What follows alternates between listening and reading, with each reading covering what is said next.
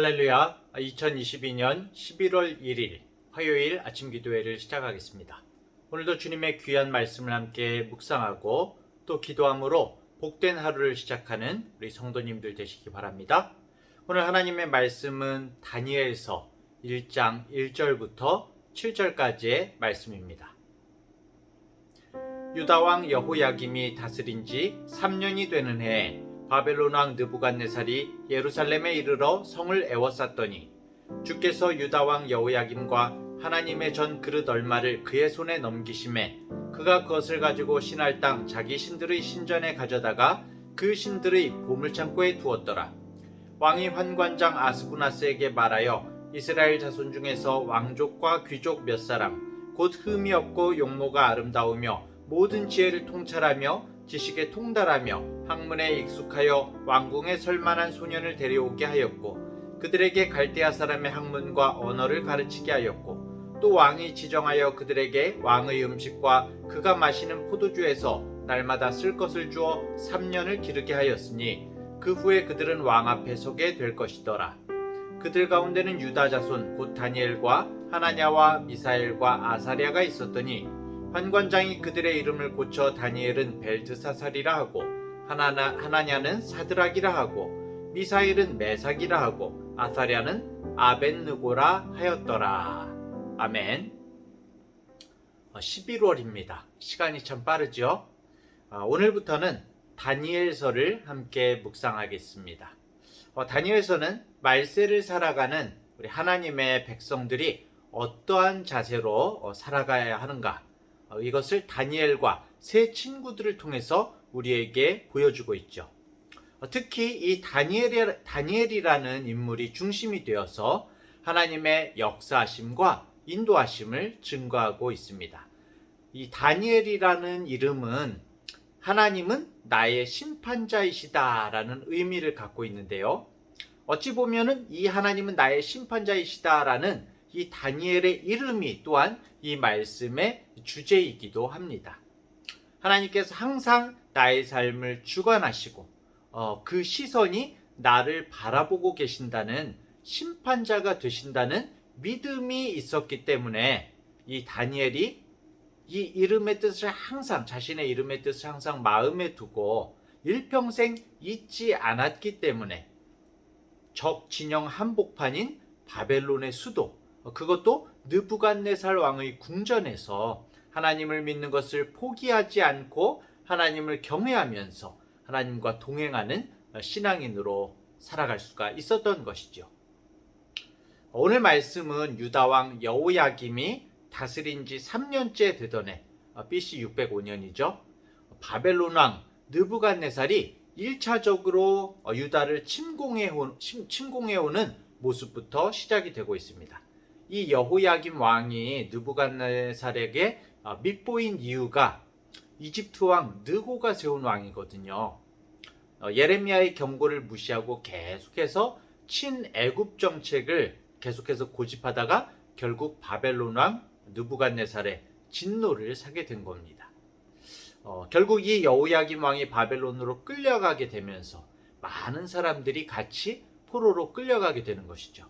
이때 아직 청소년이었던 다니엘과 또 유다의 많은 청년들도 함께 끌려가게 된 것입니다. 2절에 보니까 바벨론은 예루살렘에 하나님의 성전에 있던 여러 기물들을 빼앗아다가 바벨론의 보물창고로 옮기게 되는데요. 고대 근동에서는 국가 간의 전쟁에서 승리한 나라가 패배한 나라가 섬기는 그 신상들을 전리품으로 가져가는 그런 것이 일반적이었습니다. 그런데 하나님의 성전에는 이제 신상이 따로 없으니까 아마도 다른 여러 가지 기물들을 가져갔을 것입니다. 바벨론은 그러면서 자신들이 섬기는 신들이 이스라엘의 신을 상대로 승리했다고 아마도 의기양양했겠죠. 반대로 이스라엘 백성들은 의기소침하고 시리에 빠져서 과연 하나님의 백성인 자신들에게 왜 이런 일들이 일어나는 것일까 의문을 가지게 되었을 것입니다. 자, 그런데 우리가 오늘 이 말씀을 보자면은 이런 일들이 일어나고 있는 것이 철저히 하나님께서 뜻하시는 대로 이루어지고 있음을 우리가 볼 수가 있는데요. 본문을 보면은 지금 성전 기물도 바벨론이 가져간 것이 아니라 하나님께서 유다 왕과 성전 기물을 바벨론에게 넘겨주셨다라고 그렇게 표현이 되고 있습니다.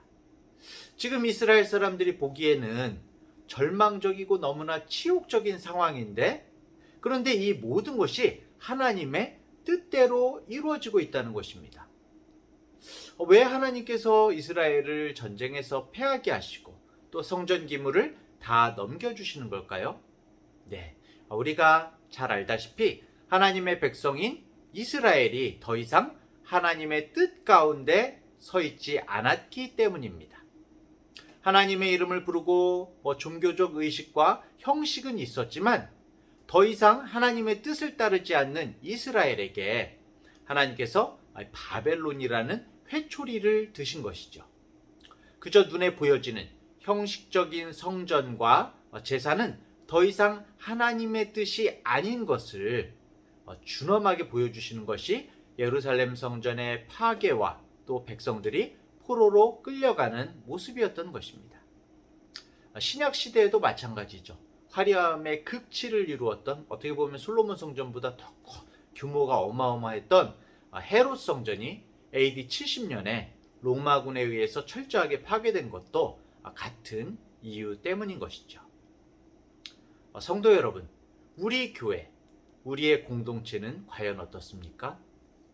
예수 그리스도의 복음을 전하기 위해서 우리를 하나님께서 불러주셨는데, 세상에 빛과 소금으로 소금의 역할을 감당하라고 교회를 세워주셨는데, 교회와 또 교회를 이루는 우리 하나하나가 정말 하나님의 뜻대로 살지 못하고 오히려 세상 가운데 세상 사람들과 똑같이, 아니 세상 사람들만도 못한 그런 사람들이 된다면 우리들도 하나님의 회초리를 맞지 않으리란 보장이 없는 것이죠.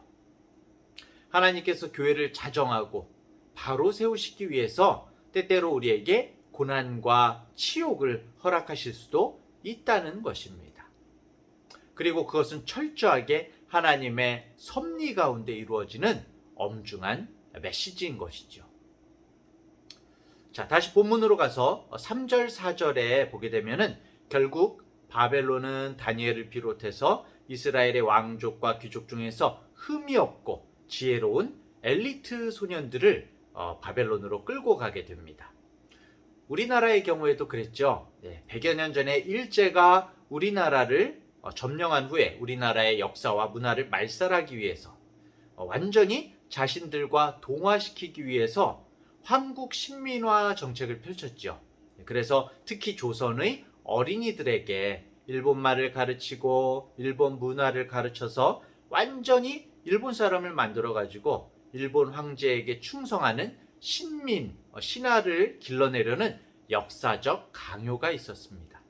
신사에 참배시키고 창씨개명을 하게 하고 완전히 이름을 바꿔버리고, 정말 어떻게 보면 오늘 다니엘서의 모습과 일치하는 그런 모습들이죠. 오늘 본문의 바벨론도 식민지의 유능한 청년들을 본국으로 잡아와서 창씨개명을 시키고 바벨론식 교육을 통해서 자연스럽게 바벨론 문화에 동화시키려고 했던 것입니다. 특히 7절에 보면은 바벨론과 세 친구들이 완전히 창씨개명이 되죠. 다니엘은 벨드사살, 하나냐는 사드락, 미사엘은 메삭, 그리고 아사랴는 아벳느고라고 이름이 바뀌어지게 됩니다. 원래 이름들은 여호와 하나님을 높이고 하나님께 영광 돌리는 이름이었는데, 바벨론식 이름으로 바뀐 이 이름들은 바벨론의 여러 신들을 높이고 경배하는 이름으로 바뀌게 된 것이죠. 이 경건한 유대인의 이름이 이방인의 이름으로 바뀌어졌을 때, 이방신을 찬양하는 이름으로 창씨개명 당했을 때 이 다니엘과 세 친구들은 얼마나 혼돈스럽고 참담했을까요? 그리고 앞으로 이 바벨론에서 살아갈 길을, 그 삶을 생각하면서 얼마나 막막했을까요? 이런 상황에서 다니엘과 그 친구들은 철저히 하나님을 바라보며 하나님의 뜻을 구하면서 나아가게 됩니다. 성도 여러분, 오늘날 이 세상 문화 가운데 있는 우리들의 모습도 다르지 않습니다. 우리들도 때때로 정말 진리에 하나님의 말씀에 정면으로 위배되는, 하나님께서 기뻐하시지 않는 여러 가지 세상의 문화들과 또 세상의 방법들에 노출되게 되죠. 세상은 우리를 그리스도인이 아니라 정말 세상의 이름으로 자신들과 똑같은 세상의 것을 추구하는 사람으로 만들어 가려고 합니다. 우리가 정말 하나님을 믿고 있다면 우리는 정말 고민에 빠질 수밖에 없는 것이죠. 사랑하는 대학교의 성도 여러분, 그리고 기독학생연합의 우리 지체 여러분, 우리는 지금 정확히 다니엘이 직면했던 상황을 겪고 있습니다.